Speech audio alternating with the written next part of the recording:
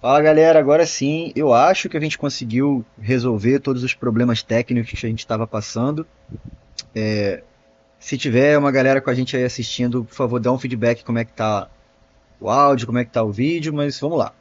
Bem-vindos ao quarto Vive Show. Tô aqui, hoje eu sou o host visível, a gente inverteu, né? E o host invisível é o Caio. Caio, você está entre nós, Caio? E aí, pessoal, tudo bem? Estaremos aqui no quarto episódio de VV, né? E quem ouviu isso já na última transmissão, né? Infelizmente é a vida, mas estaremos aqui fazendo coisas normalmente, passando aí a tabela, falando um pouco sobre os decks e comentários ácidos sobre o que está acontecendo nas mesas, né? Louco, reforço dos comentários ácidos, tô curioso. Uhum. Bom, Caio deu sugestão da gente começar falando brevemente de como foram os resultados da semana passada. Tá aqui na tela, eu espero que vocês estejam conseguindo ver.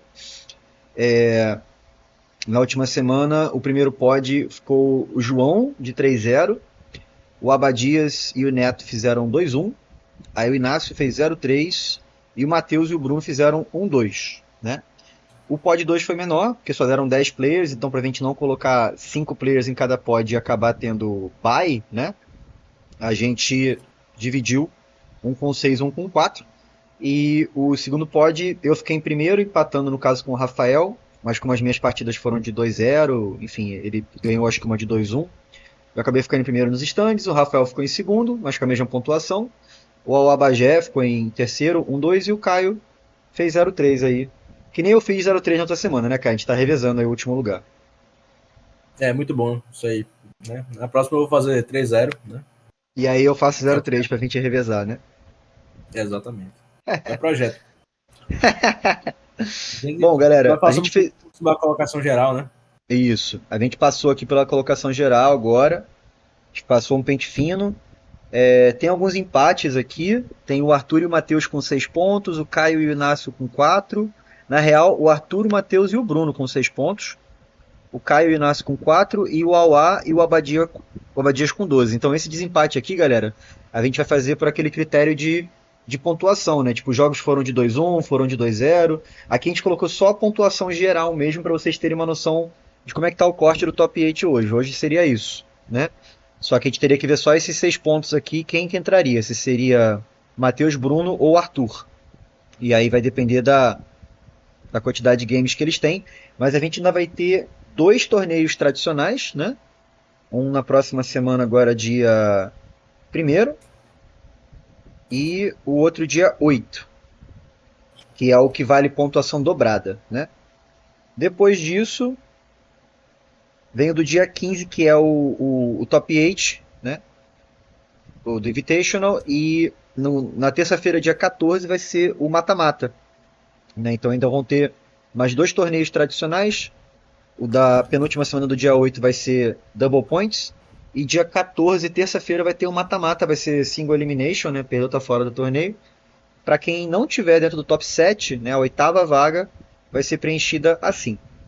Por enquanto, o João fez 3-0 e na outra semana o Awabagé fez 3-0 também. Como eu fiz 2-1 meio, né, e o Rafa também, e eu fui explícito, no caso eu falei que tem que fazer 2 3 zeros, né, para você ganhar uma vaga. Na próxima semana, quem está concorrendo à vaga aí, no caso, fazendo mais um 3-0, né? Vai ser o João, o Alabagé e o Thiago, que fez 3-0 na primeira semana também. Então essa galera, se fizer 3-0, já vai entrar automaticamente já no top 8 e vai entrar na ordem, viu, galera? Porque a ordem do top 8, para quem sabe como é que funciona o match competitivo, o top 8, o primeiro seed, ele tá sempre na play, né? Então, tipo, quanto mais alto você tá na seed em relação ao seu oponente, você fica na play. Você não joga moeda nem dado para ver quem tá na play, quem tá na draw em top 8. Então, você ficar em primeiro no top 8 é uma vantagem absurda, porque você vai começar todos os seus jogos, tá? Isso é muito relevante sempre para qualquer deck, eu imagino, né? Então, a gente colocou só um briefing aqui na colocação geral para a galera ter uma noção. Observações, Mr. Kai? Comentário, comentário. É o seguinte, pessoal, sabendo que a gente vai ter, dentro do contexto geral, uma pontuação diferente nas últimas 2 semanas, saibam que elas são deveras mais importantes. A gente recebeu, e é bom frisar isso aqui, né? Eu não falei com o Hugo sobre falar isso agora, algumas reclamações quanto a andamentos de jogos. Vamos nos ater efetivamente aos nossos draws, às nossas etapas de combate, as nossas main phases, as nossas upkeeps, ser bem claros, porque sendo algo competitivo, a gente não vai querer dar uma volta, né? Digamos, se eu der um draw na segunda main phase, isso vai ser tão ruim para mim, se eu perder um trigger, como ruim para o meu oponente, que vai efetivamente se perder todo dentro de um contexto de jogo que poderia afetar diretamente, né? Então, assim, é normal ser mais duro, principalmente quando o stake é tão alto, né? Vamos nos ater um pouco mais aí. Importante, galera. Tô só dando uma organizadinha aqui no... E também uma coisa que é importante ressaltar, né, Caio? É tipo assim, não só com relação ao andamento da partida, mas também ao pacing do jogo, né? O que é o pacing? É o ritmo que a gente está conseguindo jogar. Porque quando eu lanço lá a rodada com a Flora, ela já tem um costume que eu acho positivo até de colocar uma rodada de 52 minutos, que é um tempo pra galera dar um pulinho no banheiro, terminar de embaralhar o deck, né? E beleza. Só que o que acontece às vezes, né? Muito quando tem os empates. A galera empatou. Eu empatei a última semana. Quando você empata e passa o resultado, a rodada ela já entra logo depois. Então, chances são que você esteja ainda na mesa, terminando de tirar o seu side, você ainda vai sair para poder sentar na outra mesa, apresentar o deck para o oponente cortar. É teu, né? Não. O problema não é você. Fato, não, o problema é do cara que também não é rápido nisso, né? Ele tem que se atentar. Não, beleza. Rolou no draft agora sexta-feira. Eu e Caio também a gente foi por 5 turnos, mas não era disso que eu tô falando, não. Falando assim, é legal a gente se atentar que, tipo assim, se saiu a rodada, mesmo que seja de 52 minutos, a gente tá trocando ideia ali, tá falando de deck, mas às vezes muita conversa paralela, a gente perde o foco, tá ligado? Isso aconteceu comigo, eu vejo acontecendo com pessoas também, tipo, o cara tá sentado na mesa, saiu a rodada e ele tá, aquela carta lá, ela vai dar mais 3 e não sei o que, e a rodada tá rodando tempo. Aí o cara empata e fica, porra, não consegui matar o cara nos 5 turnos, e a culpa é dele, entendeu? Então, tipo assim... E ele provavelmente vai empatar novamente, né? Exatamente, aí vira um ciclo, exatamente. Então, tipo assim, saiu a rodada, vai logo, enquanto seu oponente senta, embaralha o deck, apresenta. Até eu lembro que eu chamei a atenção do Rafael nessa semana, que ele abriu o Pile Shuffle, né, no primeiro round, que é uma coisa besta, tá, galera? Só que, tipo assim, não abrir um Pile Shuffle de novo no segundo jogo, ou no terceiro jogo, porque, tipo, quanto mais tempo você demorar para embaralhar e apresentar pro seu oponente, eu não tô dizendo também que você não deve embaralhar, porque embaralhar também é uma skill, mais tempo vai se levar para resolverem os mulligans, né? Contra o Abagé, por exemplo, nossas partidas foram muito rápidas. Só que eu me liguei a 5 e ele me ligou a 6 no primeiro jogo. Então, de fato, pra gente começar as partidas demorou bastante, entendeu? E isso é normal acontecer. Então, só aproveitando o gancho, que realmente eu não sabia que o Caio ia comentar sobre isso, mas aproveitando o gancho do comentário que ele fez, pra gente se atentar ao pacing, ao tempo das partidas, evitar muita conversa paralela, no sentido de perder o foco da partida, porque empate não é bom pra ninguém, bicho. Tá ligado? Tipo, pra ninguém.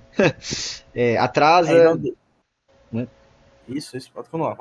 Não, você pode comentar alguma coisa, pode falar. Então, resumo, pessoal. Se atentar ao andamento normal dos turnos, né? Steps and phases, e se atentar ao ritmo da partida, ao pacing da partida, porque, de fato, o problema é seu, se você não conseguir ganhar. Mas também não é só seu, como é do seu oponente, né? Se ele estiver ali chateado com você porque você não está indo rápido, a verdade é que o direito é dele. Talvez você devesse até tomar um warning, né? Porque você tá naquela matutagem ali de só... Enfim, mas a gente não tem essa rigidez aqui, né? Mas vamos tentar ser mais um pouco proativo nisso aí. Eu sou sempre a favor da comunicação, né? Eu acho que a comunicação ela resolve.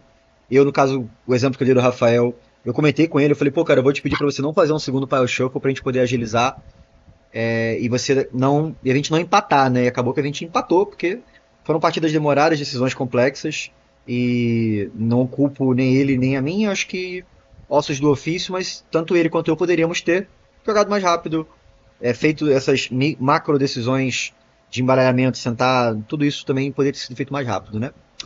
Cara, não sei se você tá com o chat da Twitch aberto, eu não tô, então se você puder ficar de olho aí na galera se eles forem falar alguma coisa, que eu também não sei se a galera tá. Sim. Que é bacana ter um feedback com relação à diferença de áudio também, minha pra sua. No segundo vídeo achei que ela ficou bem díspare, mas vamos seguir o bonde, galera.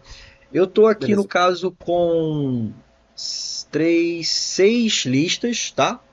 Tem mais uma imagem aqui, então eu tô com 7 listas de 10. Eu tô sem a lista do Caio, tô sem a lista do Jacome, e a do Inácio tava privada. Ele mandou no grupo, acho que ele botou ela, desprivou ela, mas quando eu fui checar ela tava privada de novo. Vamos comentar um pouquinho sobre o metagame da última semana. Vamos começar. Caio, você quer comentar alguma coisa sobre o seu 03? Tem algo Eu a. fui, com- eu fui com o mesmo deck, né, da anterior, pessoal. Eu melhorei ele, fui com a versão piorada, porque as cartas ainda não chegaram. E o que acontece? Eu perco. Porque os 3 decks tinham simplesmente. Eu não vou falar isso de uma maneira sensata, porque é insensato, mas às vezes é, né? Enfim, porque ganharam por causa disso, a maioria das vezes. Eles tinham Hate Grave no main deck. Sim, os 3. E adivinha? 2 deles eram de Grave, que era o do Rafael e do Albagé, né? Então, o Hugo aí fez muito bem ter colocado Hate Grave no main deck. Rafael também tinha Hate Grave no main deck. Tinha E o Bojuka próprio Bog? Albagé tinha Hate Grave no main deck, no deck de Grave, né? Então, Não, main deck não. sabemos. Ele tinha no main deck também? O Bajuca Bog, eu acho que ele tinha. Não, quem tinha o Bojuka Bog. Eu tô assim, eu me confundi, galera. A lista do Inácio tá aqui. A lista que não tá é do Awabajé, que ele deve ter alterado o deck. O Awa, quem tinha o Bojuka Bog no main deck, eu acho que era o Rafael, cara. Que o Rafael tem aqui no. Rafael tinha, né? O Rafael tinha no main deck, tem aqui, ó. Não, ele não tinha Bajuca no main deck, ele tinha simplesmente 2 Lelands of the Void. Né? No O main Albagé. deck? Não era no main deck, eu acho. Não, era no side, era no side, Side. Não, Mas mas aí tem que 2 ter mesmo. Lelands of the Void, pesado pra mim. Mas aí tem que ter mesmo. Mas você não perdeu por causa disso. Você perdeu porque as partidas elas eram muito unilaterais, eu acho. E bad, assim, De a única fato. partida que eu acho que era viável pra você era o Mono Black do Rafael. Mas ele navegou bem e tirou o seu cemitério, que foi uma vantagem que ele ampliou. Eu não acho que seu deck ganha do Dread, nem da versão que eu joguei do Nine Post, independente de ter Hate Grave ou não. Na verdade, é mais difícil que eu joguei foi contra o Rafael, tá? Tá bem claro aí. Ele ganhou de um 2-0 limpo e rápido. A mais difícil, no caso, é que você sentiu mais pressão, né? É que eu senti mais pressão, isso. O nosso G1 demorou pra caramba. Eu tive que exilar o seu cemitério múltiplas vezes pra você não fazer as cobras. Mas assim Eu como te eu fiz deixei no com 03 de Storm, 03 acontece, né? Sim. Acontece. Beleza. Ainda bem, né?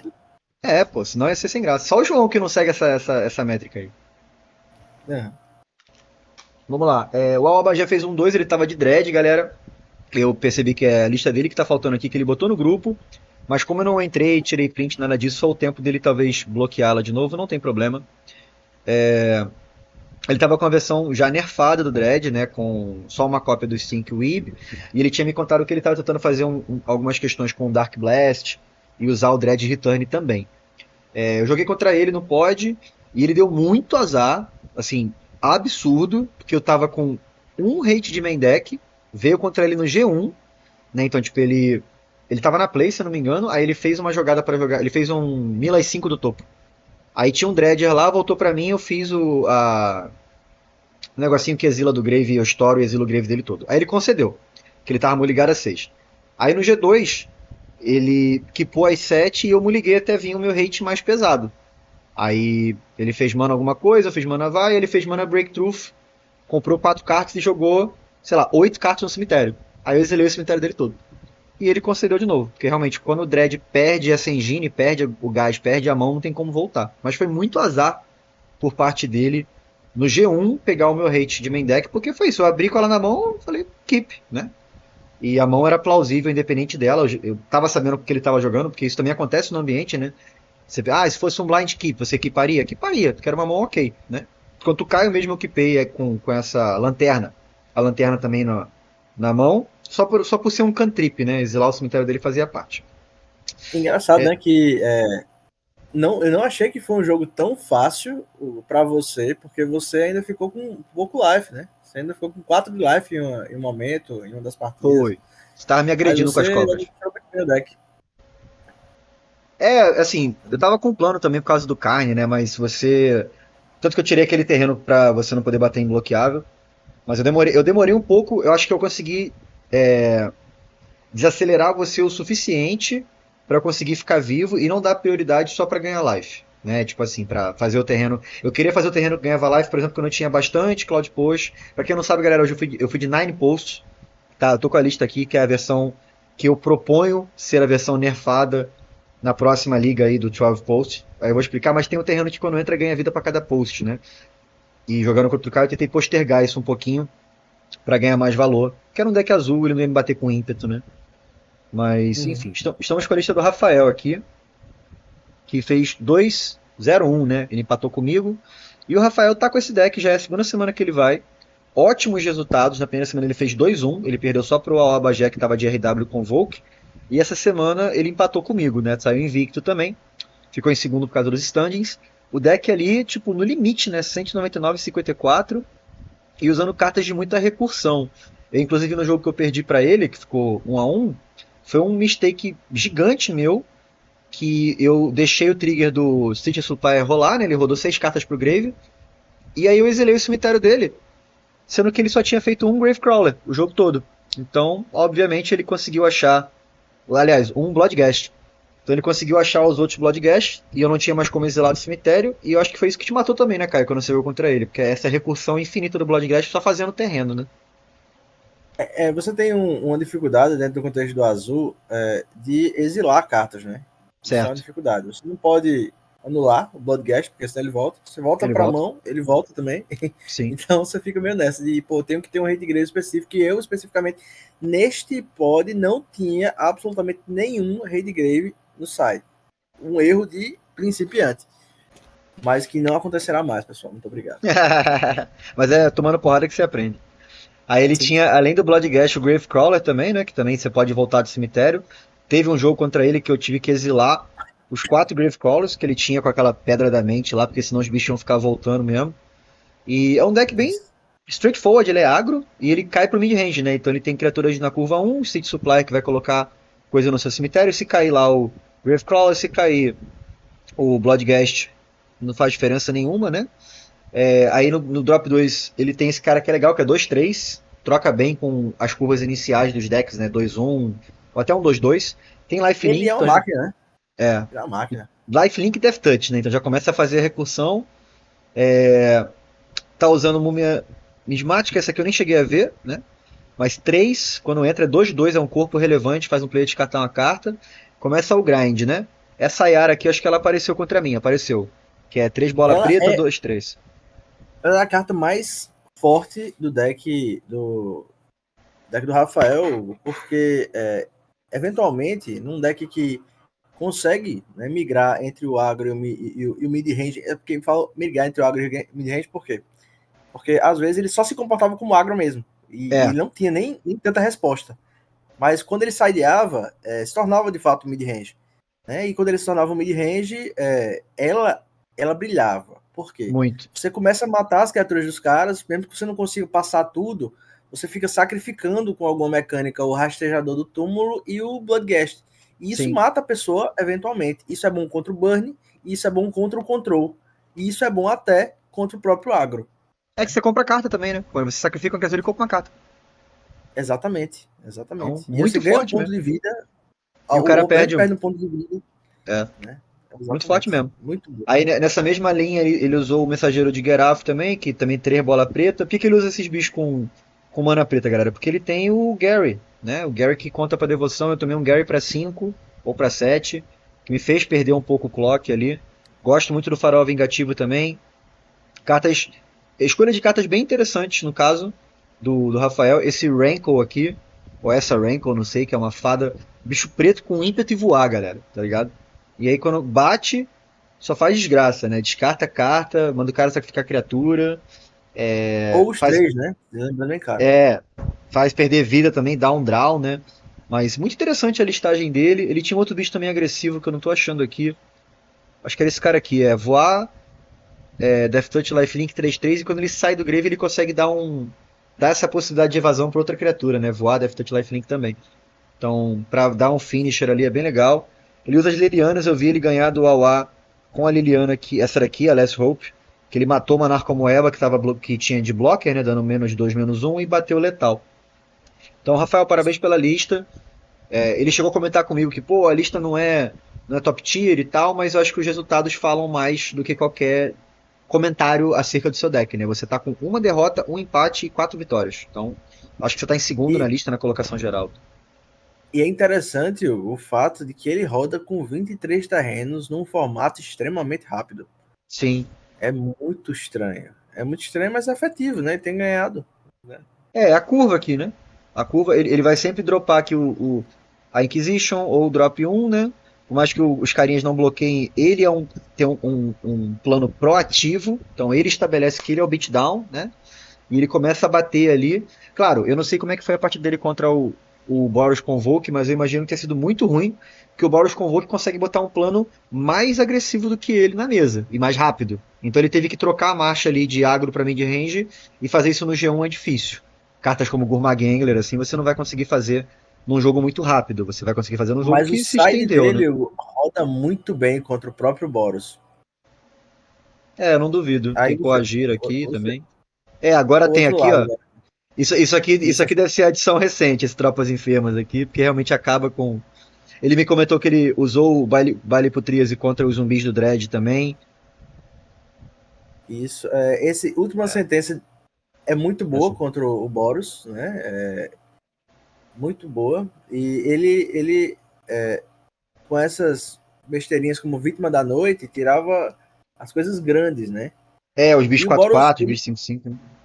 e o Boros ele não é muito bom contra cartas com Death Touch, por incrível que pareça, principalmente grandes, como esse Etergênio Talentoso, que é uma máquina contra o Boros Energy.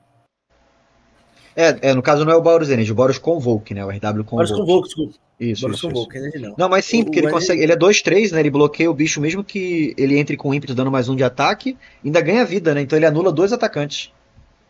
Exatamente. Ele Muito tem forte só contra 4. essa. Ele tem só 4 só. Boa, Pouca então, coisa. Rafael, parabéns pela lista, parabéns pelo resultado até então. Rafael foi uma ótima adição para nossa galera aí. Tá uma máquina no draft, fez 4 vezes 3-0 já. Tá unstoppable. Vamos ver se ele vai ficar em primeiro aí na liga. Vamos ver se ele consegue bater o João. Bom, fechando o pod, eu vou falar brevemente sobre o meu deck, que inclusive estava acima de 200 esses dias aí. É legal, a gente sempre está atento a isso, essa variabilidade. E reforçando, vamos reforçar também na próxima lista. A gente vai aceitar listas a partir de domingo. Então, se você tiver com uma lista de amanhã é 30, você tira um print da sua lista amanhã e você pode apresentar esse print do dia 30 na quarta. Para quê? Para evitar a flutuação de grana. Esse deck pode estar R$ 215 amanhã, eu não posso jogar com ele. Né? Não que eu vá jogar com ele na quarta, mas se eu fosse, ele está R$ 199,93 centavos. E logo depois do torneio, acho que na quinta-feira eu chequei, ele estava 215, alguma coisa assim, porque teve um spike em alguma carta, tá ligado? Alto, inclusive. Galera, esse deck aqui, eu até, desculpa, Rafael, eu tinha que ter feito isso no seu, eu tinha que ter colocado o grid aqui, né? Só passar aqui rapidinho pra galera ver o deck do Rafael de novo no grid. Sorry, falha minha. E pronto. Esse aqui foi a proposta que eu dei em um dos vídeos já, conversei com o João sobre. Ele é o post, tá?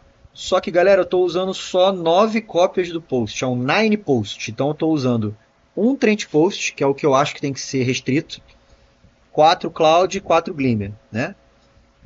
O João jogou do meu lado, embora estivesse em outro pod, e ele ganhou do Abadias um G1 que ele não deveria ter ganho, e ele concordou com isso, né? Isso que é legal, do cara que joga com o deck, a gente consegue conversar abertamente sobre o potencial para entender, né? O Abadias estava com um deck que roubava as criaturas dele também do Grave, além de fazer outras coisas, e eu cheguei a ver no board do Abadias todos os Eldrazi do João, né? E o João ganhou dele milando. Entendeu? Então, tipo, claro, isso pode acontecer você tendo só um Trent Post no deck? Pode. Mas o nível de velocidade que você consegue milar uma pessoa é muito menor. O problema de você ter múltiplos Trent Post é você fazer o efeito mais de uma vez por turno, porque você gera muita mana. Você gera 9 manas ali e faz o cara milar 15 cartas, né? Se ter um Trent Post só, você vai gerar 15 manas, mas você só vai fazer o cara milar, sei lá, 5 cartas, 6 cartas, né? E isso pra matar um oponente, a matemática é simples, né, galera? Contra o Inácio, acho que ele comentou na outra semana que o João milou ele pra 6, depois pra 14 e depois pra 22. E ele morreu milado também, né? Então é um deck. Colocou um Thespian Stage ali pra ver Botei. se facilita alguma coisa. Na realidade, os terrenos. Pode falar, cara, né? desculpa. Nada. Não, pode. É só criatividade, né? A gente tem que colocar criatividade nos decks. Né? Não adianta você só jogar pensando, né, nas 4 cartas, né? Como o próprio Alaba já fez, né? Tiraram o Stinkweeb depois que ele veio com o Dread, cara corajoso. Sim, eu também achei. Como o Caio comentou, né, a gente tem que sempre procurar alternativas. Eu adicionei aqui, tirando os 3 Trent Posts, um Scavenger Grounds, que eu inclusive usei contra o Caio no G1 para exilar o cemitério dele. Um Thespian Stage para copiar outro post que eu usei contra o Rafael numa partida que eu tinha um Cloud Post só, então passou a ser o segundo, né? E eu coloquei essa cartinha aqui, um Fulgor Riches, porque gera mana incolor, gera mana verde depois que eu fizer um Storage, e eu tenho uma techzinha vermelha no deck, que essa lista é um pouco diferente. Eu não vou me demorar, o resto dos terrenos estão iguais.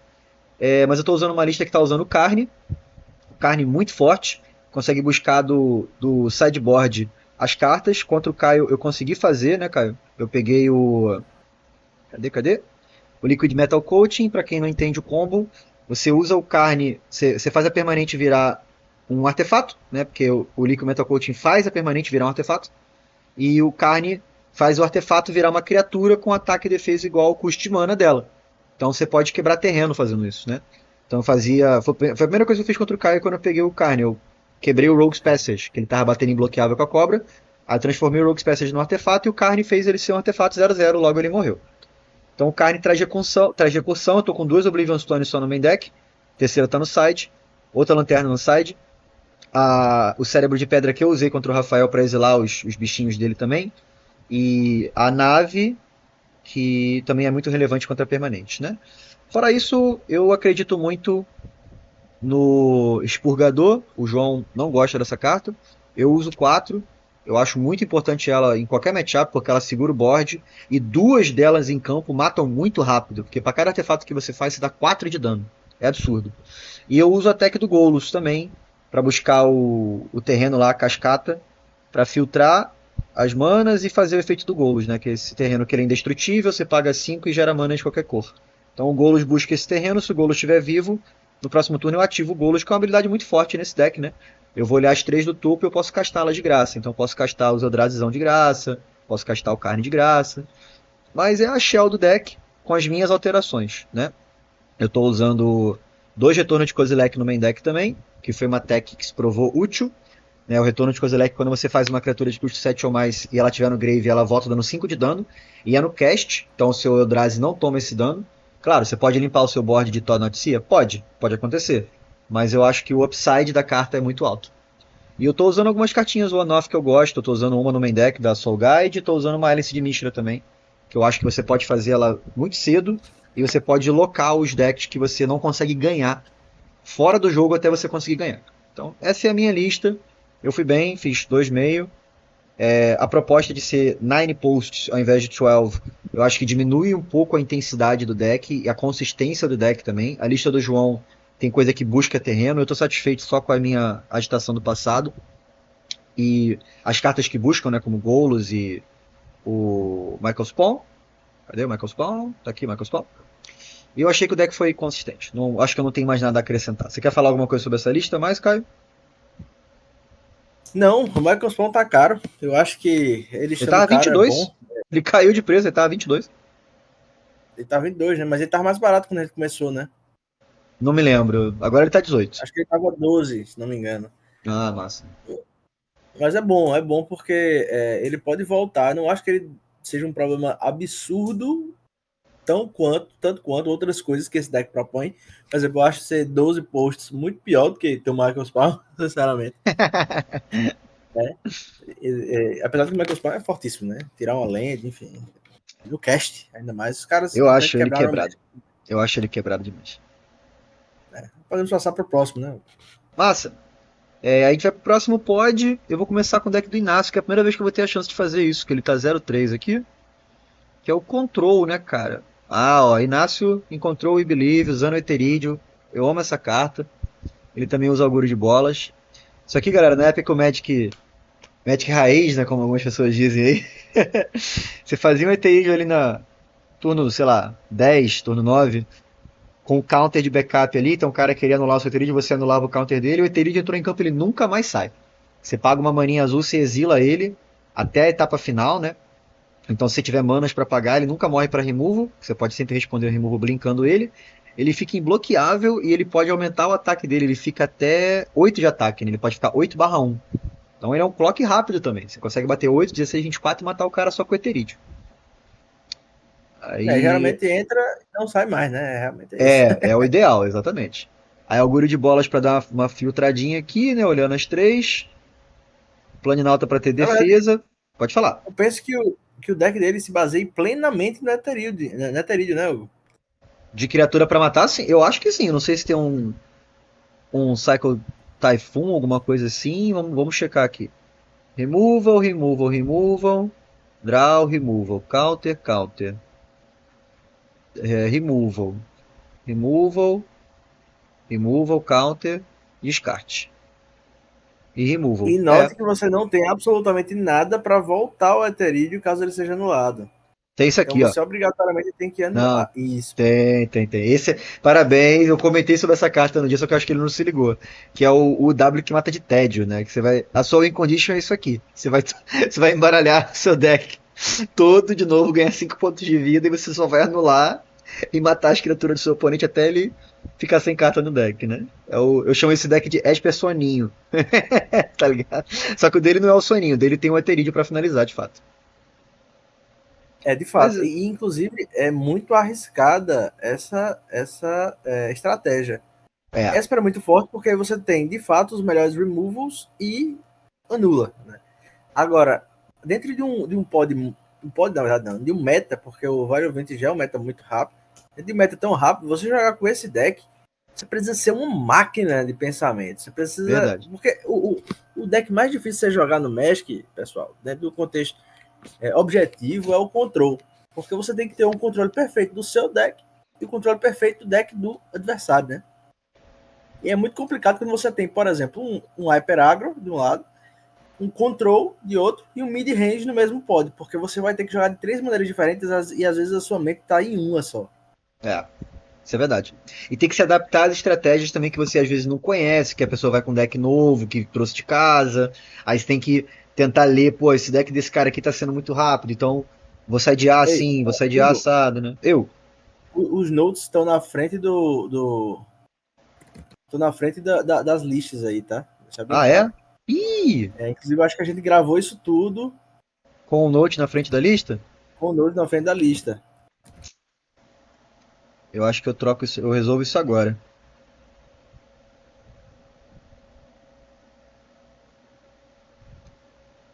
Pronto. O Matheus falou aqui, já deu um salve para ele. Estamos juntos, Matheus. Muito obrigado. Esse feedback que ajuda a gente, cara. Valeu. É porque eu coloquei como ordem de prioridade aqui. A gente tá aprendendo, né? Mas beleza. Sorry, guys. Beleza. Algum comentário mais sobre o deck do Grande Inácio? O último Control Warrior? O último comentário, que é o seguinte. Inácio, ele tem feito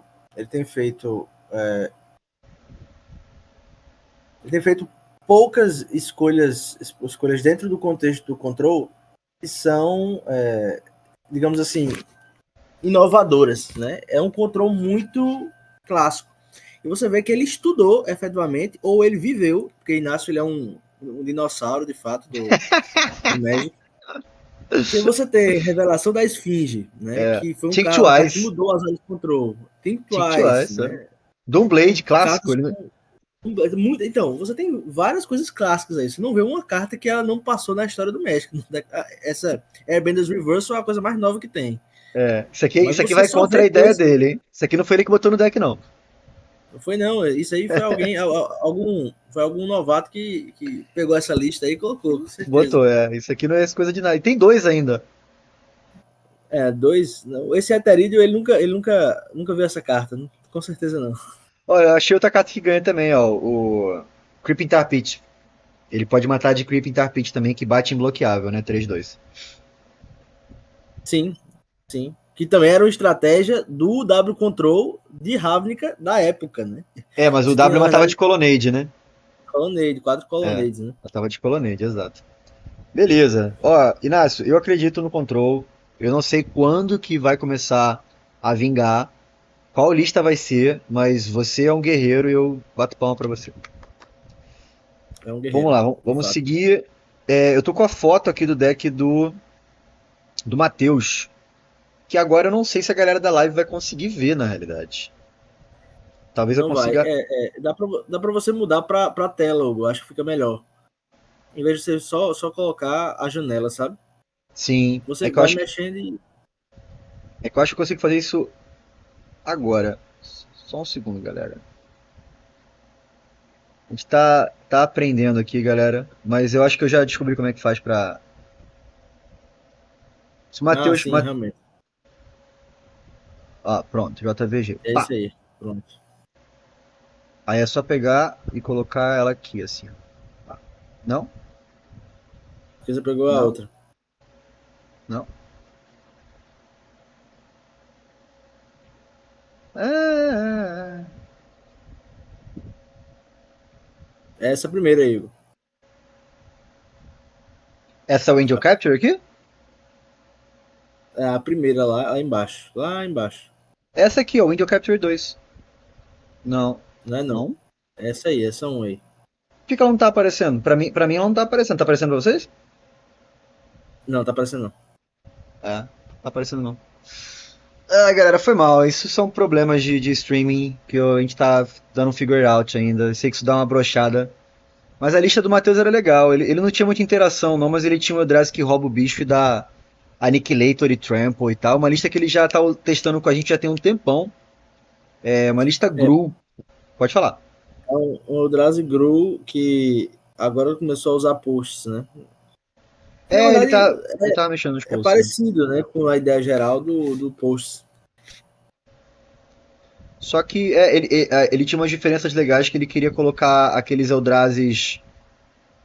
Os Eldrazi não, aquelas cartas que geram token 0/1, um encantamentinho e tal.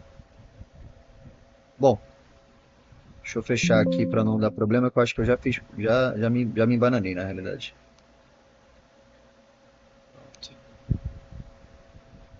Eu acho que eu fechei o bloco de notas, mas eu não acho que ele vai ser relevante. O Matheus colocou ali, tela tá preta agora. Matheus, se você puder dar um feedback se a tela tá pelo menos aparecendo de Tá novo boa, tá boa. o navegador, voltou, beleza. Foi uma tentativa de colocar o deck do Matheus live, mas Deus do Magic não quer.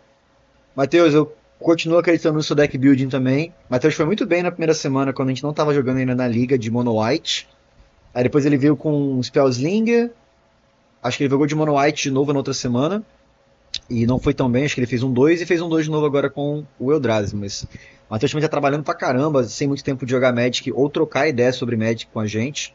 E foi um dos caras que ajudou a levantar o formato do zero, né? Comigo e com o Caio, foi o cara que mais se interessou, assim, a trocar ideia, a montar lista. E foi tipo aquele foguinho, né, no palheiro que começou a incentivar outras pessoas também. O Caio foi falando com as pessoas e de repente já tinha eu, Caio e Matheus jogando, né? Então, muito bacana Sim, sim. que ele continue com essa animação. Agora vamos pro Esse, próximo deck, né, Hugo? Mono esse aqui é White o do. Flyers. Esse aí, esse aqui é o do Bruno. Eu gostei da ideia dele. Ele tinha comentado comigo que ele acreditava na Thalia, né? Nesse formato, e eu concordei com ele. E a gente estava falando sobre o power level do Momo, né? Que acho que ele diminui o custo dos flyers, né? Dos flyers que você pode castar. E a Muito gente tá, forte esse mono. a Muito gente tava forte. falando no T2 aquele carta Glarion, que ele é caro pra cacete, não dá pra colocar ele no VV. Mas é um bicho que os artefatos e não geram, não, acho que a habilidade de criatura e de artefato não triga, tá ligado? Ele é 3/3. Esse deck do Bruno, ele é muito inteligente, né? Só que ele é um deck que ele é de fato novo. Ele roda de uma maneira muito inteligente. Se o deck do Inácio era um deck de boomer, né? O deck do Bruno é um deck De de Zoomer. zoomer, exatamente. Verdade. Da uma geração super nova. A gente vê cartas de Edge of Authorities, Avatar e a nova Tem até de Turtles Shadowmoor. aqui, ó. Tem até de Como é o nome? Turtles aqui. Lauren, desculpa. Ele Turtles, tem Turtles aí também. botou um Leonardo aqui também. Mas é bem simples a Que é ideia, né, ótimo. cara? É fazer um Figure of Fable aqui, que é uma alusão ao Figure of Destiny. Ou preferencialmente o Momo, né? Thalia na 2. Ele consegue fazer os flyers aqui com uma recursão boa. Tem aqui a bichinha que joga T2 pra caramba, né? Que ela fica 2/2 quando volta uma permanente. Ela tem voar também. E Isso. ele vai. Pode falar. A ideia, na verdade, o gol é o seguinte. A ideia desse deck é ele ser um mid-range tempo control agro, supostamente. Que é tudo e nada. A ideia dele é fazer o seguinte: você pega o Momo e coloca no turno 1. Né? Esse Momo ele vai diminuir os seus flyers, né, em 1 de custo. A segunda carta que você quer descer é, por incrível que pareça, o Gavião. Né? Você quer estar no turno, você quer descer o Gavião. Descer esse Gavião, você vai exilar uma mágica, né? Ela tá tramada, o cara vai perder o tempo, e ele quer voltar esse Gavião com a Sylphid, né? Ah, entendi. Quando o cara sai de campo, não interfere, né? A mágica ela fica tramada já pra sempre. Exatamente. E talvez destituir ele de tempo com a Thalia, né? Se É você um faz o deck interruptor e inteligente. volta de Thalia, o cara vai chorar sangue, não tem jeito. É um deck inteligente, né? É inteligente mesmo. Porque você volta e depois coloca a Thalia e o cara meio que fica triste. É basicamente isso. E você com o desconto no Momo, você consegue fazer, por exemplo, a Sylphid pra voltar o Aviano depois de bater e ainda fazer um Sage of Skies, olha que beleza. Exatamente. Turno 3 você Exatamente. consegue fazer o Sage of Skies aí bonito, com a cópia já 2/3 lifelink. E aí você volta de Thalia, volta de Skyclave. Aí ele tem uns Brave the Elements aqui, tipo, ele já tem muita recursão, né, com o flying das cartas, né? Mas ele também tem um É, Brave the Elements. Pode falar. eu inclusive, me perguntei porque eu enxerguei esse deck rodando efetivamente, né? Eu me perguntei se esse não vai ser uma evolução do que temos dentro do White Winnie, tá? É um White Winnie do mesmo jeito que só que com muito, mas muito poder de controle. Muito poder de controle. Assim, de um nível que eu não tinha visto ainda. A Thalia era sempre uma carta. Você geralmente viu o White Winnie com Paróquia, você viu o White Winnie com Thalias e o Tenant, você viu o White Winnie com aquele Copper Coat Vanguard, que é o novo, né? Sim. Só que esse do Bruno, todos são muito rápidos de entrar e tem um drawback absurdo, né? Um Que drawback para não, um enfrentar um upside, né? inimigo. Tem um upside, Então, pra cima. upside, exatamente, desculpa, não é upside, não é drawback, um upside Upside. absurdo que vai fazer com que o inimigo fique muito atrás. E é mais inteligente, né, do que. Eu falo mais inteligente porque é mais complexo do que o White Winning convencional humanos, né? E olha só, agora que eu tirei do grid, né, e botei aqui na lista, aqui pra mim que tá a tech do Bruno, ó. Ele tem 4 tambor no main deck, filhão. Eu não tinha visto isso. Ele tem 4 tambor no main deck. Eu não sei como esse tambor ele funciona, porque eu não vi utilizando, mas assim, fato é que ele quer colocar tudo que ele quiser logo, né? É Porque porque eu com acho o que a ideia dele é colocar o bicho, digamos, o Leonardo, que custa 1, ou então o Figure of Fate, e eventualmente descer o Momo, por exemplo. Assim, depois do turno 2 e com outra coisa, enfim. porque eu acho que a tech do tambor, o bom do tambor é que ele consegue, óbvio que se ele não tiver a talha na mesa, né? Mas com o Momo, ele consegue ter muito valor com as cartas que ele vai descer com o desconto do Momo. Porque quando você ganha tempo, por exemplo, o Merfolk. O Merfolk ele tem os lords que diminuem o custo das cartas. Só que os Merfolks eles fazem uma coisa só, tá ligado? Tipo, eles entram, ou sei lá, tapam uma permanente do cara, ou você compra uma carta, alguma coisa assim. Se você tem recursão, no caso com a Sylphid, né, que você pode ficar dando bounce, você consegue descer a carta, ter o valor imediato dela, né? Tipo, seja tramar, seja, sei lá, ele tem um bicho aqui que exila também coisa, tá ligado? Você consegue ter o valor da carta e você já consegue virar ela pra fazer mana com o tambor, tá ligado? Então, tipo, é meio que uma Deixa eu aceleração perguntar que eu acho interessante. uma coisa aqui. Matheus, você tá aí? Eu acho que a gente poderia até chamar o Matheus para falar um pouco, né? Sobre. Eu acho que se ele tivesse online, provavelmente não está mais. Mas vamos continuar. Porque ele poderia fazer um comentário aqui. Bom, Vai que seria uma. Né? Mas não, eu acho que ele não está mais, não. se ele tiver presente aí se manifestar, você me dá um salve. Vamos Bom, lá. então o Brunão, high praise, parabéns, fez um 2, mas primeira vez com deck, né? Primeiro teste, claro, tem que fazer os ajustes, né? Principalmente no sideboard, o sideboard dele só tinha 6 cartas, né? E a gente não sabe também qual o tamanho, né, desse site com relação a, tipo assim, o que ele conseguia cobrir, né? Então, ó, tem até uma Madeline no side aqui, né? Então é legal testar, praticar para afinar a lista, né, o que a gente chama. Mas parabéns pela ideia. Ele tinha comentado comigo desse deck, eu achei interessante, falei pra ele, enfim, falei, cara, manda bala. Não tinha visto a lista de fato, tô vendo só agora. E também achei A boa. 3 interruptor aviano é pesado, porque é R$ 90 aí. Bicho. Não, e aqui, o Abandoned Air Temple também é uma máquina essa carta, mas tá 18 conto, tá ligado? Que é o Uma Galvanital máquina. Chip só pra branco, né? Inclusive, eu acho que esse deck aí, com o Momo, inclusive, né? Eu acho que ele se aproveitaria mais, é porque eu não sei se o budget cabe. Se ele tirasse essa Adeline do side, você teria aí R$ 20 a mais, seria É, 166. Aí você faria, é porque o deck dele é tempo, ponto. Ele se aproveitaria mais da cor azul. Aí ele colocaria Spell Queller, né? Que seria muito bom nesse deck. E tiraria uma coisa ou outra ali que pode ser uma carta azul com flying que faça uma diferença grande, como o próprio Fear of Missing Out, né?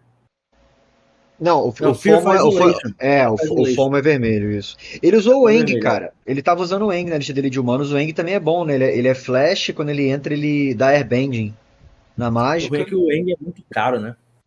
Eu não sei quanto que o Eng é de budget, de fato. Atualmente o Eng tá uns R$ 20. Agora o Fear of Isolation tá R$ 2, R$ 2 ou R$ 3, e os Spell Queller R$ 2 ou R$ 3, ou seja, cabe muito bem dentro do deck.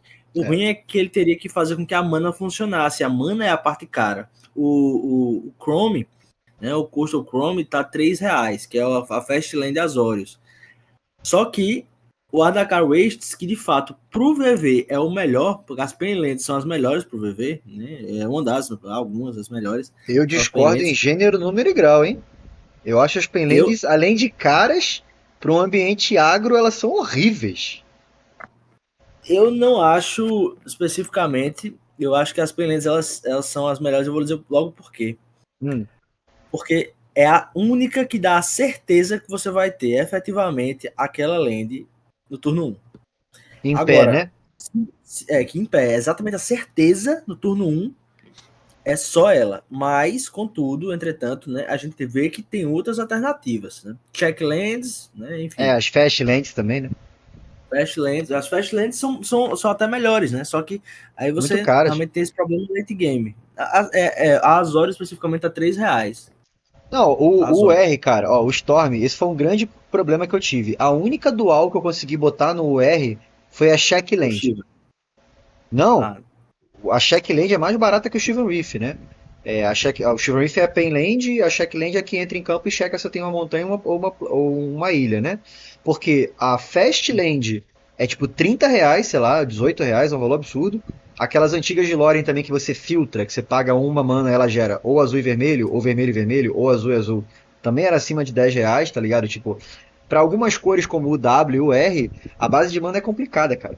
E esses terrenos que rodam no VV aqui, ó, cadê? Eu acho que o Inácio não tá usando. Mas são os terrenos que tem naquele deck de Cascade do Rinoceronte, que é assim, quando ele entra em campo, você tem que revelar uma ilha ou uma planície da mão. Eles são bem baratinhos e eles jogam nos decks de VV por conta disso, tá ligado? Que assim, é uma aposta também, o comentário que você usou faz muito sentido, a Penland vai entrar, mas é que eu acho que o drawback do dano num ambiente hiper agro que a gente tem, bicho, Eu, por exemplo, no Storm, quando eu jogava no Modern, eu cortei o Steven Reef por causa disso. Porque eu perdia jogo pro Burn por causa de 1, 2 de dano que eu me dava. eu considerava, Hugo, sinceramente, dentro desse contexto, o mesmo problema que você tinha. Eu perguntei pro Matheus aí, né, se Eu ele vi queria aqui. fazer uns comentários. O mesmo problema que você tinha com as Fatlands e as Shocklands, né?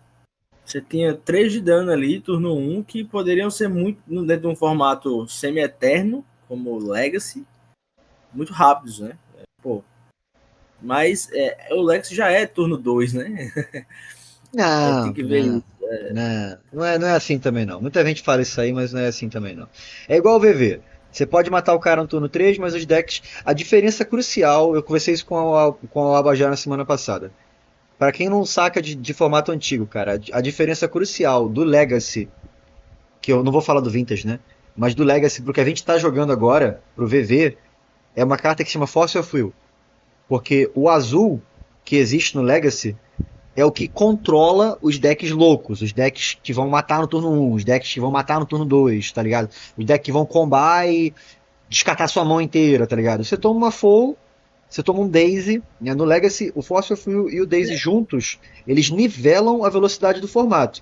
No VV não tem isso, tá ligado? No VV a gente não tem Fossil Não tem. não tem counter gratuito, então é bang bang, é velho oeste, tá ligado?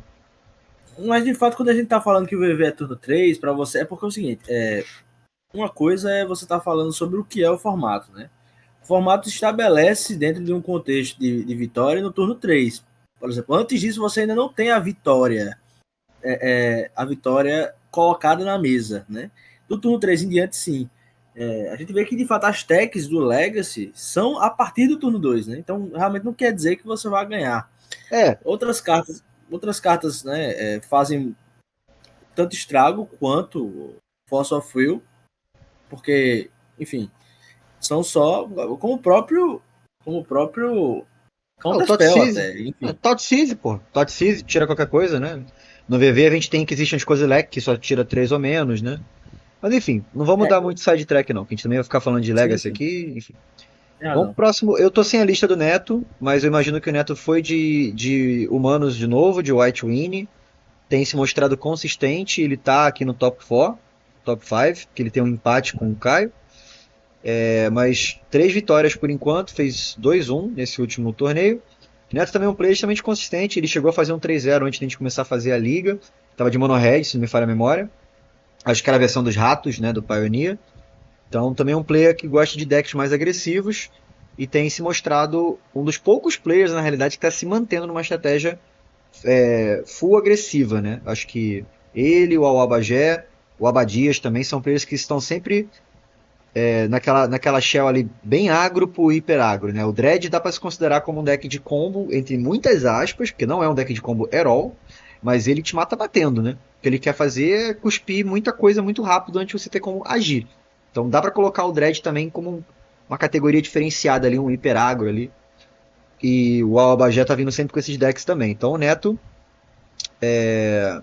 sempre com os decks agressivos, fazendo um bom resultado. Tô sem a lista dele aqui, mas imagino que tava com humanos.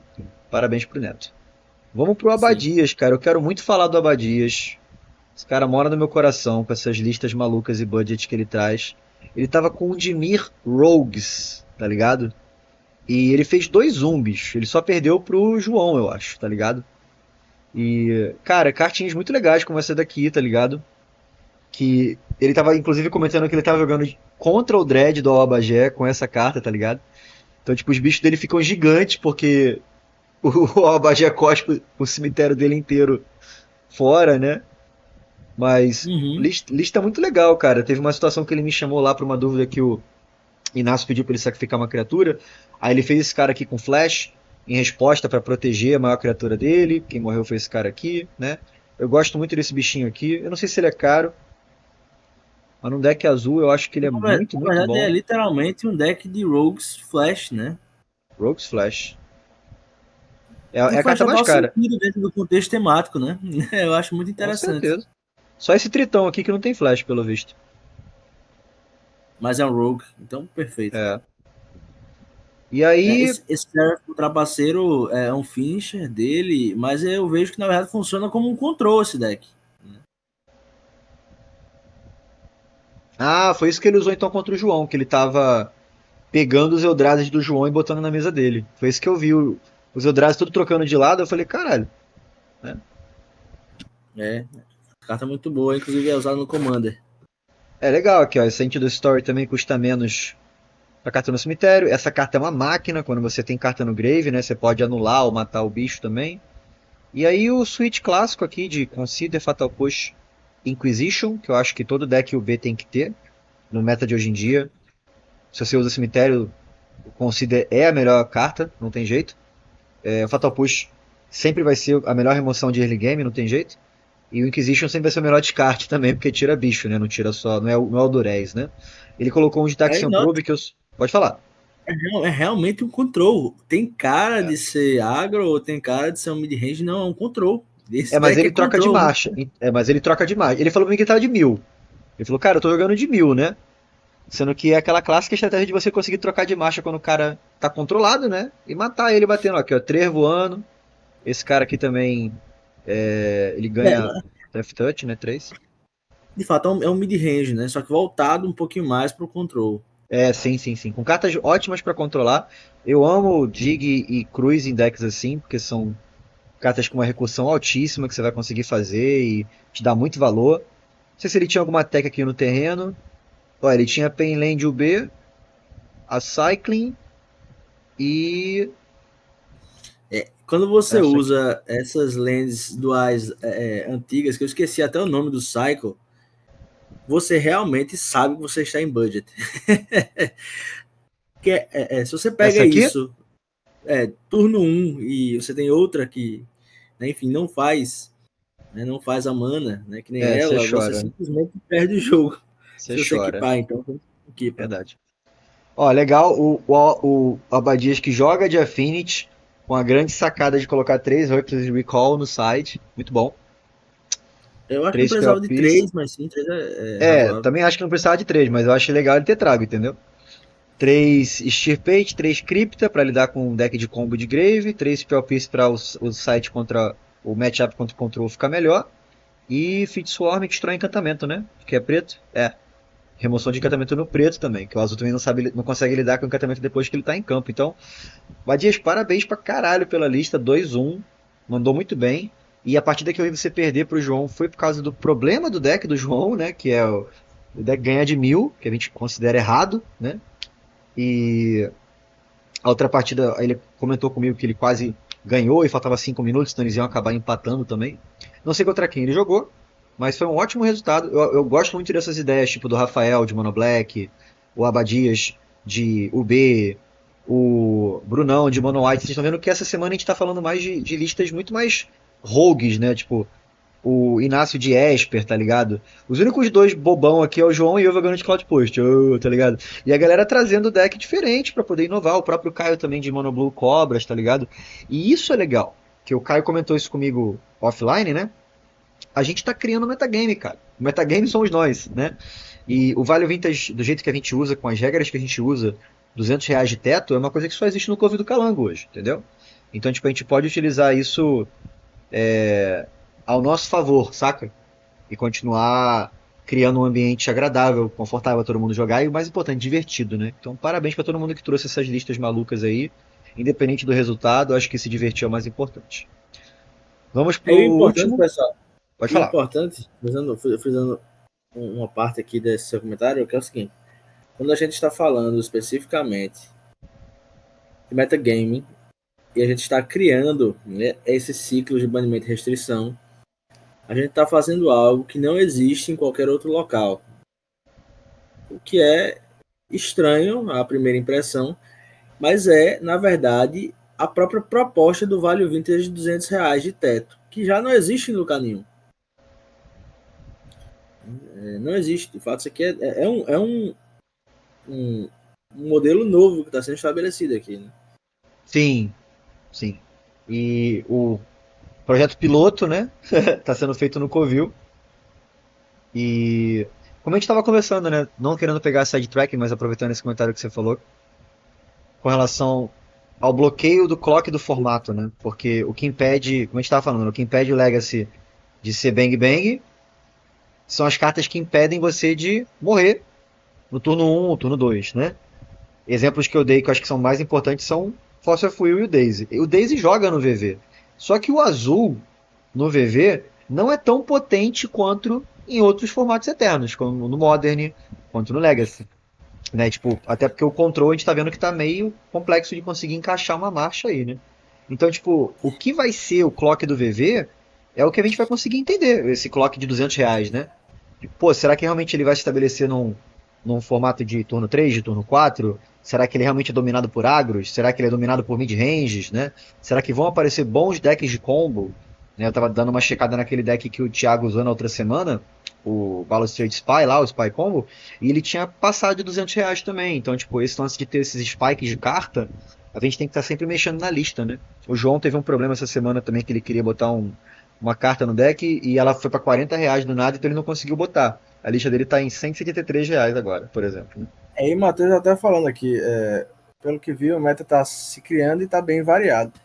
Eu diria até mais, Matheus, que é o seguinte, o meta tá se criando, tá bem variado, e ele tá até bem diferente do que a gente vê dentro do contexto europeu e norte-americano. Porque esse Dimir Control, ele nunca foi visto, eu nunca vi nenhuma lista dele.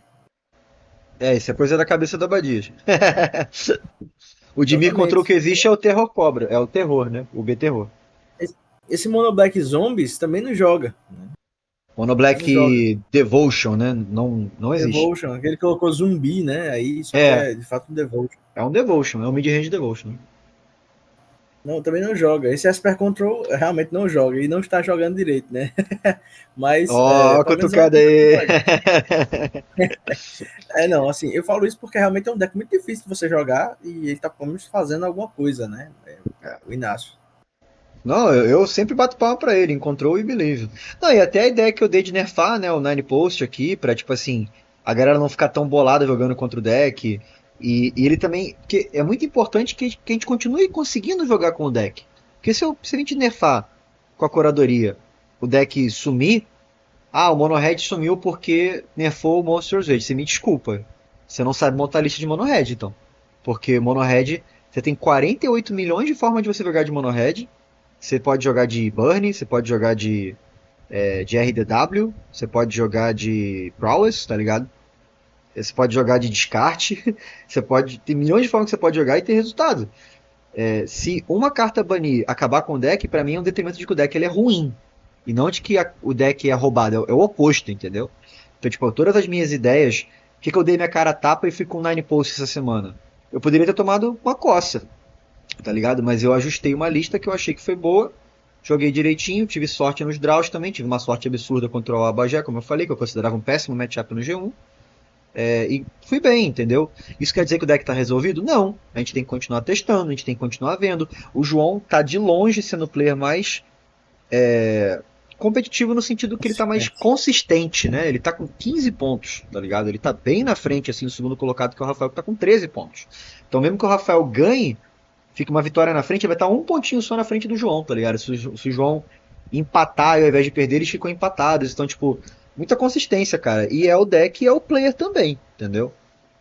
Então, E aproveitando que a gente tá falando do João, pode falar, gostaria pode até de falar. fazer um comentário sobre isso, que é o seguinte. A consistência dentro dos formatos ela é importante. E a gente promove essa consistência geralmente viabilizando ou inviabilizando por si só, é a palavra mais adequada, um caos dentro do meta. Né? Essa consistência ela é literalmente programada. A Wizards faz isso dentro do contexto dos banimentos e restrições, claro, etc. Só que assim, a gente tem conversado, né, e vai chegar quanto ao tópico, não vamos, né, entrar nesse assunto de maneira profunda agora, proxy, mais para frente, pessoal. De fato, vamos ter uma conversa mais profunda dentro do contexto da curadoria. A gente não vai chegar a uma conclusão agora, mas claramente vamos ter uma mudança, né, que vai ser temporal, inclusive. Inicialmente, a gente chegou à conclusão de que para se iniciar haveria necessidade, né, porque senão a galera iria se sentir desestimulada, e principalmente relacionado aos novos jogadores. O Luiz, né, chegou com a ideia de colocar algo temporal, por exemplo, vamos fazer essa promoção dentro do contexto do formato até junho, julho. A gente tem que conversar mais, né, sobre isso. Talvez semana que vem a gente chegue com uma decisão e a gente vai tentar ouvir todo mundo também, né, o pessoal que seja interessante, vai Com chegar com uma certeza. decisão que abarque toda essa situação ou colocar tempo, ou deixar um pouco mais, ou colocar uma porcentagem, enfim, isso vai ser discutido e na próxima semana a gente vai chegar numa situação para falar para vocês. Por quê? Né? Existem problemas e também existem soluções dentro desse contexto de proxy.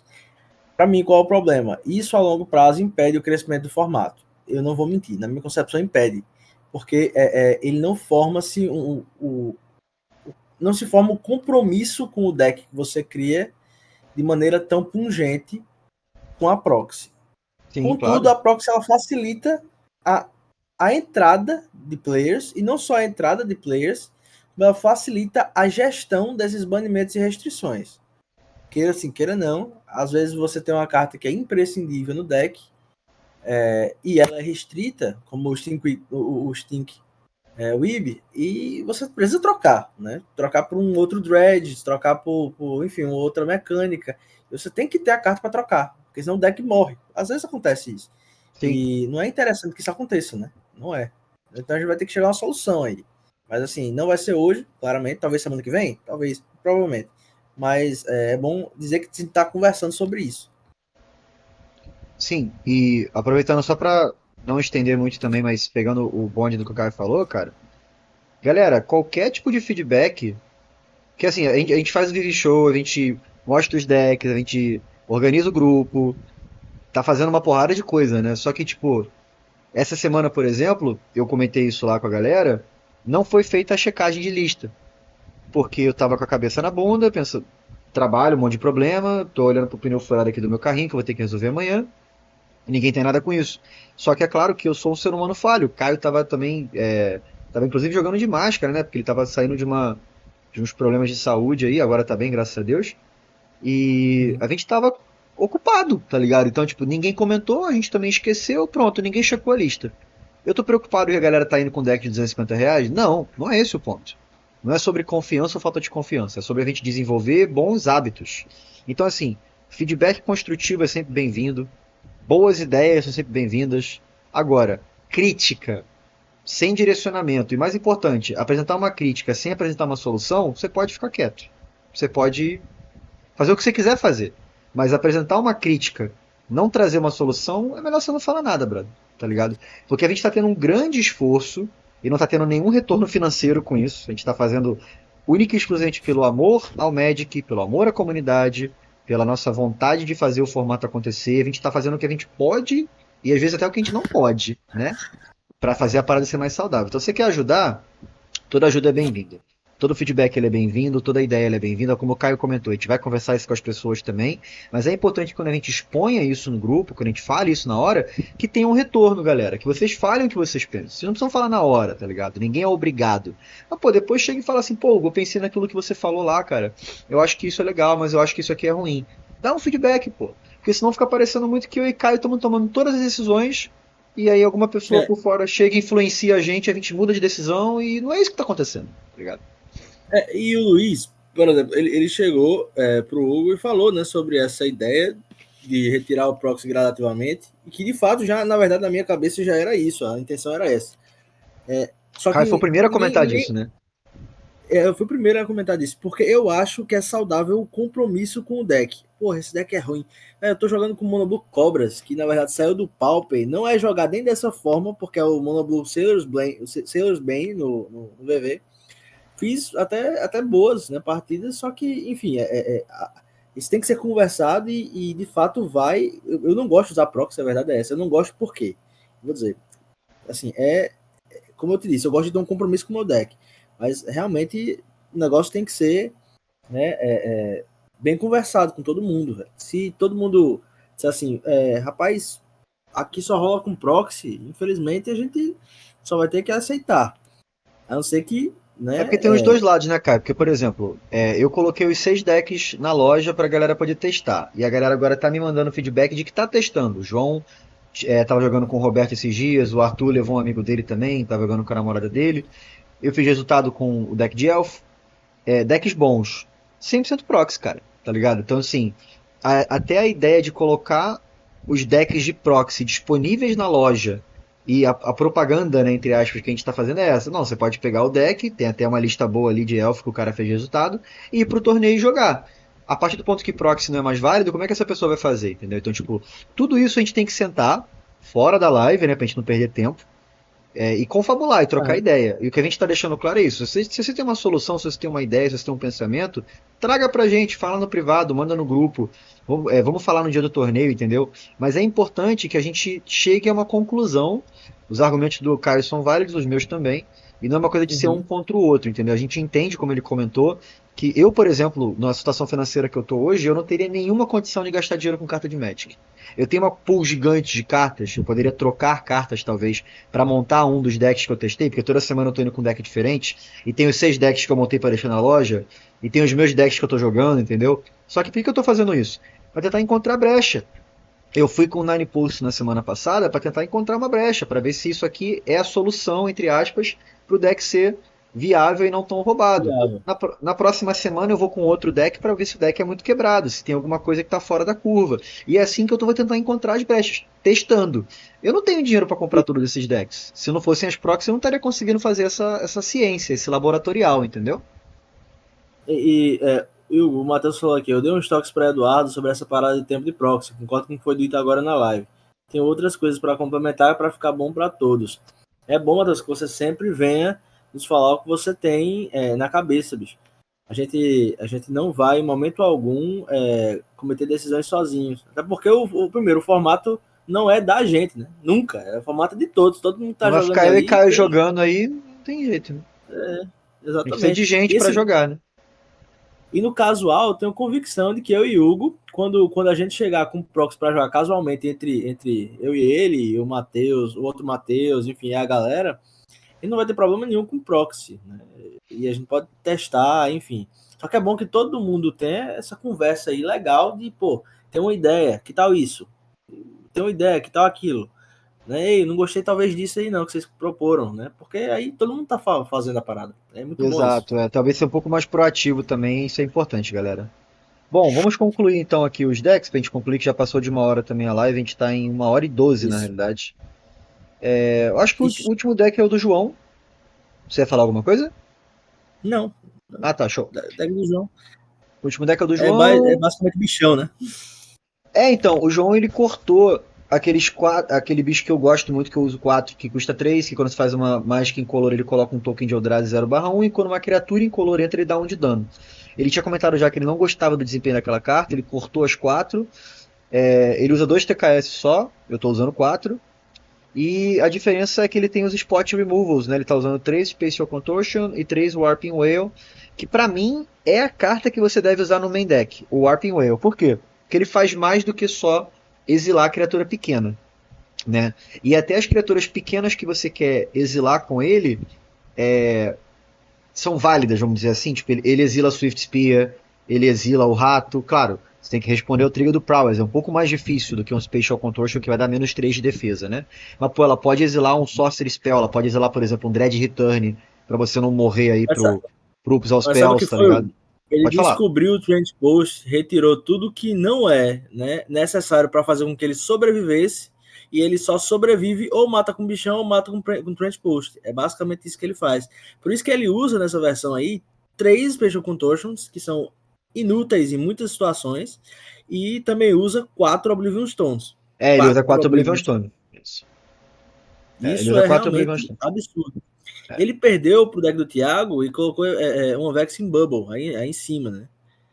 Eu acho a incursão do Vexing Bubble ótimo. É isso aí. Porque a Vexing Bubble ela é restrita no Vintage e ela consegue parar o Cascade também, que é um matchup horrível para esse deck. Então, tipo, as listas lá fora usam uma de main deck, porque você consegue achar ela com o Unset Steerings, tá ligado? E o Mystic Forge também ajuda, né? A grande diferença da lista dele pra mim, além de estar com essa visão que você comentou de matar com o Trench Post, é que ele tá usando 3 Expedition Map. Então ele tá buscando com mais exatidão. Eu acho que ele consegue ter acesso a muito mais mana, com muito mais frequência e consistência do que eu. Que eu só consigo achar os terrenos assim, buscando mesmo, com o Michael Spawn, com o Golos e com o Unset Steerings. Eu não tenho mais nenhuma busca. Ele não usa o Golos, ele usa um Michael Spawn, que é vital nesse deck, fortíssimo. Só que ele usa 3 Expedition Map também, além dos 4 Unset Steerings. O problema dele, na minha visão, é justamente quando ele está lutando contra decks de Swarm muito recursivos, como um Elves, por exemplo. Porque por você isso que vai ele dar tem um 4 Swarm Oblivion ali. Stone, exato. Exatamente. É. Você vai dar um Swarm ali, aí depois ele vai dar um Oblivion Stone, vai tentar procurar outra, porque senão ele morre. Foi exatamente o que aconteceu ali para vocês empatarem, né? Sim, No jogo que vocês foi. fizeram de teste. Sim. No meu deck eu tentei contornar isso com a Inquisição de Kozilek, porque para cada Inquisição você tem 2 triggers, basicamente, né? A primeira dá 2 de dano, pode ser que não limpe o resto da mesa, mas quando você faz um bicho grande, chances grandes são que você limpe a mesa, porque ela dá 5 de dano em tudo, tá ligado? E o Carne faz você ter acesso à terceira Oblivion Stone, então você tem 5 remoções. Eu não uso Spot Removal, né? Mas o meu deck é um pouco diferente do dele, eu uso 4 TKS, que eu quero fazer ele na 3 também, mas enfim. A gente tá falando do João agora, não de mim. No side dele, ele tem o resto do Switch aí do Spatial Construction e do Warping Whale. A Pedra da Mente, que é muito boa. Olha, eu sempre falo Pedra da Mente, é o Cérebro de Pedra. Pedra da Mente é outra carta, desculpa, galera. Contra decks de combo, embora seja um pouco lenta essa carta. 4 Soul Guide e 4 Cripta de Tormod. Quer dizer, e uma Cripta de Tormod. Então 5 cartas de recursão de cemitério aí. Além de 2 Jet Bomb contra deck de token.